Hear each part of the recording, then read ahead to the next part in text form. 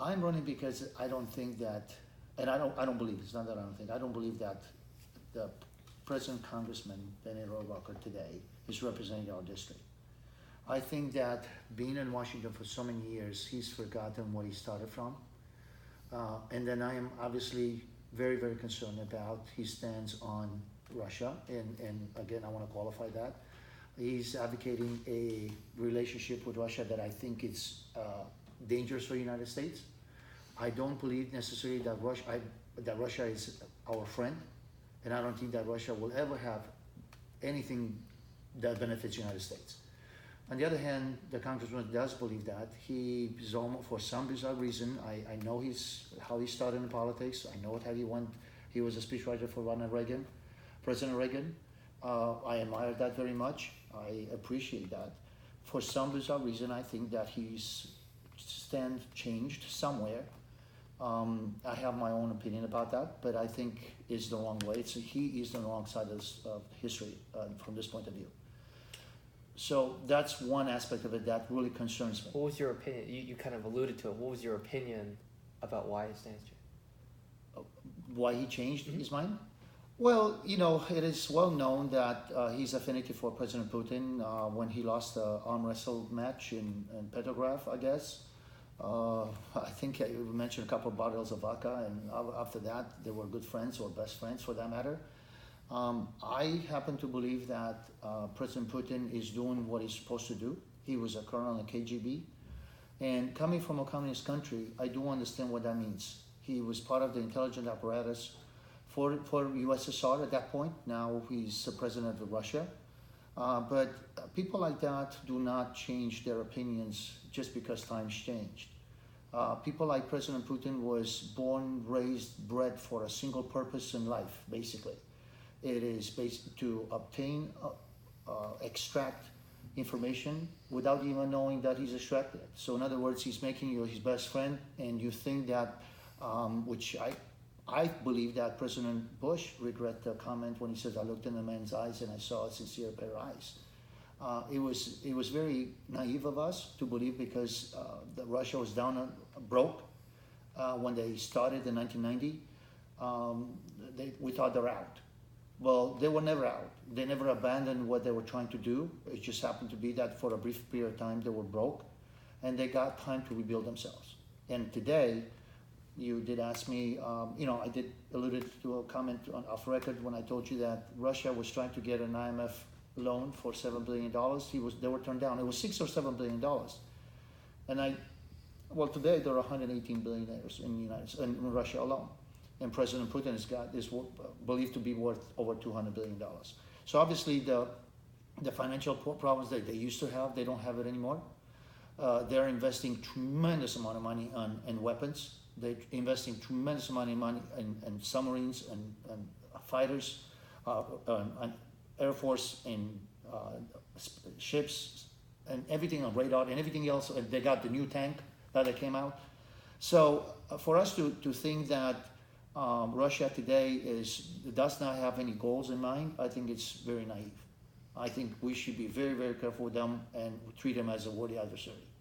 And I believe that Congressman Rohrabacher does not believe the same thing I do. It sounds to me, just from the way you speak, that Russia is one of the major reasons you're running for Congress. Well, that's one of the reasons. That's one of the reasons. And then you asked me why I'm running. Well, that's one of the reasons, because I was born and raised in a communist country, as you know.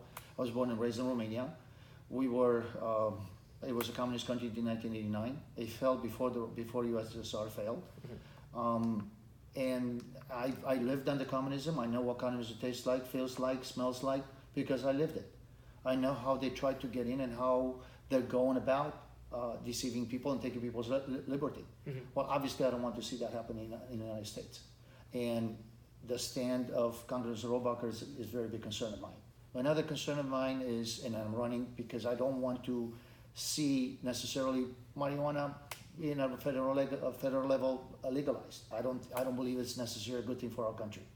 The fact that California did pass the law, I live in California. Obviously, I didn't vote for it. I voted against it.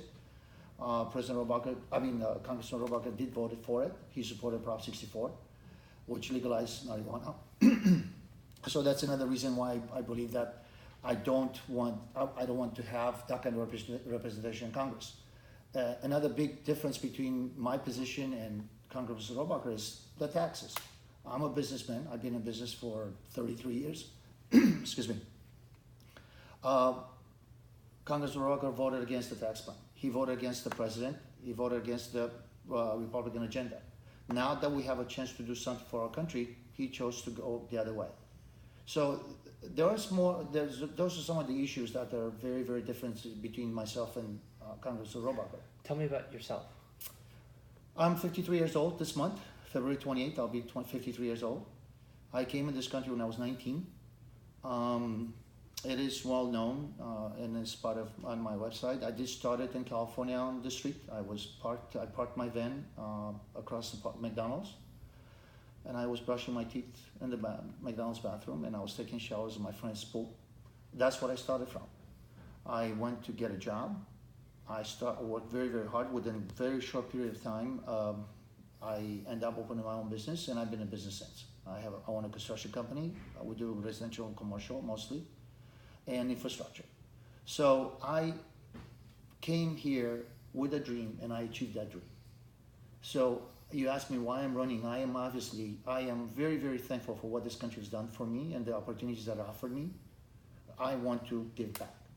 I have a twin brother that serves in an army as a reserve right now. He was active, but he's a reserve right now. He's a major. So he serves back.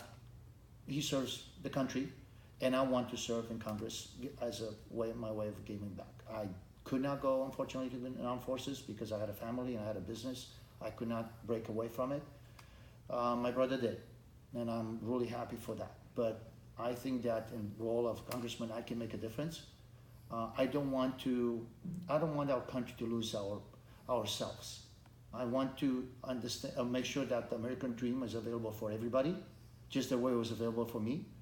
And I am almost at a point that I think that we should protect that dream. I think we should protect the dream of the real American dream, not what is basically spewed today by different people. I have not gotten anything from the government, and I don't think that government is there to provide for people. I do believe in safety nets, obviously. We have our seniors, we have people that need help. But generally speaking, I think everybody should rely on themselves, not on the government. Government should be the last resort. When you're talking to people, when you're door knocking, when you're having events or whatever, yes. Do you find yourself talking about Russia, or do you find them talking to you about Russia? A lot of people do ask me about it because they know that I was born and raised in a communist country. They're curious about what I went through. They're curious about my journey. I didn't make a secret of it. It just happened to be that Congressman Robacher makes a big deal out of that, and the subject comes up very often, and that's the reason I'm talking about it.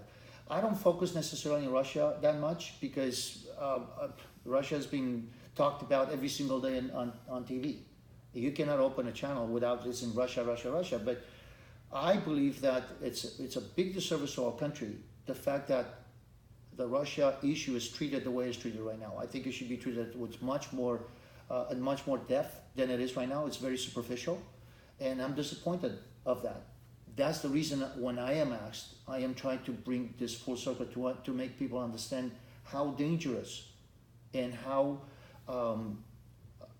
careful the United States has to be when dealing with Russia. When you say depth, tell me what you mean by depth. I think that because of the fact that, in the last election, some Russian operatives or some Russian people, or whatever you want to call them, took some ads on Facebook, on Google, and they were able to put out some messages out.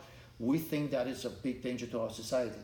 It represents a big danger to our society because they use our social media. And it is probably the first time in our history when Russia tried to influence our election on that way. But I think we're naive not to think and not to believe that Russia did not try to influence our elections every way possible before social media. And that's what I'm talking about. Social media is just a vehicle that is very much spoke about. But the true facts that I'm referring to, it is we need to look at what Russia does today in terms of they're trying to reestablish or reassert their sphere of influence geopolitically wherever they are. And you can look at Ukraine, you can look at the Crimea. They picked up Crimea without firing a shot. Look at Syria, what they've done in Syria, and then back in the days, the biggest ally of Assad, the regime, was USSR. Guess who is today? Is Russia. You look at Venezuela for that matter. Venezuela is not. It's an example of socialism going exactly where it's supposed to go. It's going to hell, basically. They took a country that was somewhat functional, and within 20, 30 years, they destroyed the country. And who's basically backing Maduro? Russia does. Same thing with Cuba. Cuba was the same example. So basically, what USSR used to do in the past, they're doing it today. The only difference is they do not have the same foothold that they used to have, like East Bloc countries, like a country like Romania, Poland. As a matter of fact, the United States, I think intentionally, is spending $10.6 billion in Romania on the missile defense program, and we're spending $8.6 billion in Poland. And why? It's because of the fact that I think that the first line is drawn up, and now Romania and Poland, which are part of NATO, are part of the first line of defense. That's the reason the United States opened 2 army bases in Romania. So I believe in the fact that, at the upper echelon on intelligence services, they are treating this with much more seriousness than the media does. And that's what I'm talking about, surface. Media is scratching the surface of what it is and appealing to our emotions. But I think that people that are in charge of a policy, they're much more in tune with what's going on. They're much more careful with it. That's the reason maybe media, because we have a free press, they're running with it because it serves a purpose. But if we really be honest about the whole thing, I think we should be just as careful. Ronald Reagan says trust but verify. We should have the same policy. And the reason we won the Cold War is because of the fact that President Reagan was, and his advisors, together with the intelligence apparatus, was able to bankrupt Russia. Well, USSR. Russia is not in the same position USSR was. Now they have money. Now they have different influences that they didn't have before. So they try to establish and slowly but surely try to go back, getting back to their games. What's your assessment and opinion of the president? I think the president is because he's a businessman. Obviously, I've been a businessman myself for 30-some years. He's been a business for much longer, much more successful, much larger scale. But I think he does understand, number one, what people want, need. I think he is a man that respects working people. I think he's a man that appreciates working people, because when you develop, when you are a builder, when you're a contractor, you get to bump into people that actually work for you, that work with their hands, that are producing something. So I think the fact that he was, his background is business and special development and construction, he was able to, number one, interact with people that make things happen. And he's not a scholar, because of the fact that he was involved with building something, and that was part of his life. And I think he's looking at our country the same way. Just the way he took a wing that the government could not build in 4 or 5 years and overspend, he went and fixed it in 6 months. And why did he do it? Was he smarter than everybody else? Maybe he's smart. He's a very smart man, but he had a different position than the government did. In other words, he can apply the hard work, common sense, and he was able to do it in 6 months and on the budget. So he would like to show to the country, and it shows to the country that if we have an approach, a common sense approach, we're paying attention to ourselves as a country, and we're paying attention to our people, we can achieve whatever we want. And I think he's very much focused on that. That's my opinion about President Trump. So you give him good marks on his first year in office? I believe that President Trump achieved more in 1 year than many, many presidents achieved in 4 or 8 years. That's my opinion. And what about his opinions on Russia? I think he's very measured. I think he's very, very measured on that, because of the fact that, number one, he has to deal with the media constantly badgering him about whatever the election was. And I think he's trying to steer the conversation to the real, what the conversation should be. I think he's trying to have a mature conversation. Unfortunately, media does not want to help him on that. So I think quietly he's addressing the issue. I don't think he's underestimating Russia in any way, shape, or form.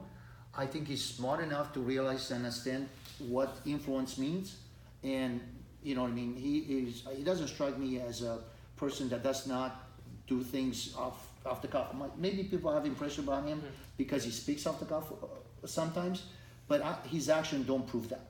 He's actually the other way around. He deliberates a lot before he does something. So I think he's pretty much aware of what Russia is today. That's my opinion. You may be one of the very, very few pro-Trump, anti-Russia candidates in America today. It's a pretty unique position to be in. Well, if I'm the only one, it is maybe for a good reason, because I'm the only candidate that was born and raised in a communist country. I see what communism does. I see how communism starts. Well, I didn't see when it started, but I was born in it. I see the indoctrination because you get indoctrinated from the kindergarten all the way to high school and college, and all the rest of your life. The indoctrination doesn't stop. So I live that life. I understand what the danger of communism and socialism represents to people and countries. And that's the reason I'm so anti, because of the fact that I think Russia is trying to reestablish themselves as a world power, and they're in direct competing with the United States for geopolitical influence. So that's the reason I take him as a worthy adversary. The advantages of incumbency are very powerful. Yes, they are, unfortunately. Why should people who are not familiar with your campaign, not familiar with your district, take your campaign seriously?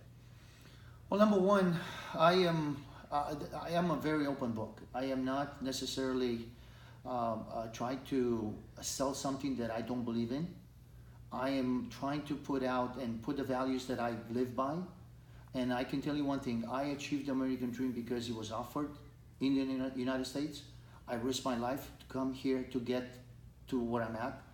I achieved the American dream. And because of the fact that I'm willing to spend my own money to put out the message, and I'm willing to work harder than anybody else, I think that anybody should look to my campaign and make their own judgment. But I think I will be able to prove to everybody that, number one, I am very mature and I'm very, very focused on what I think we should be.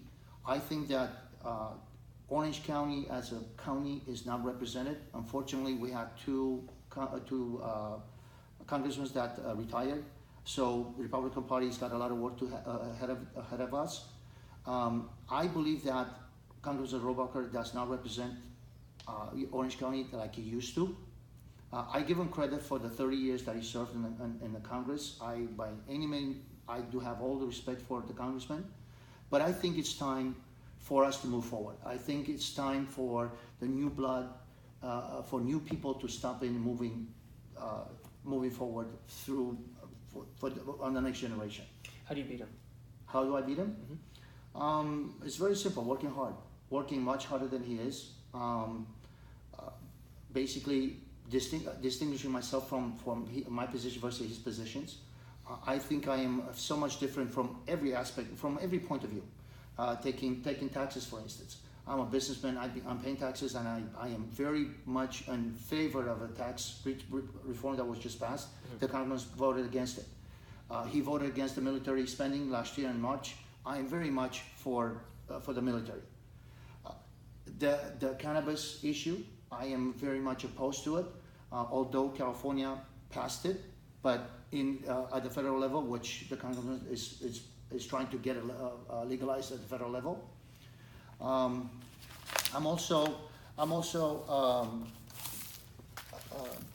am not a politician by trade. I will make my mistakes maybe. Maybe I will, I am willing to, and I'm willing to admit my mistakes.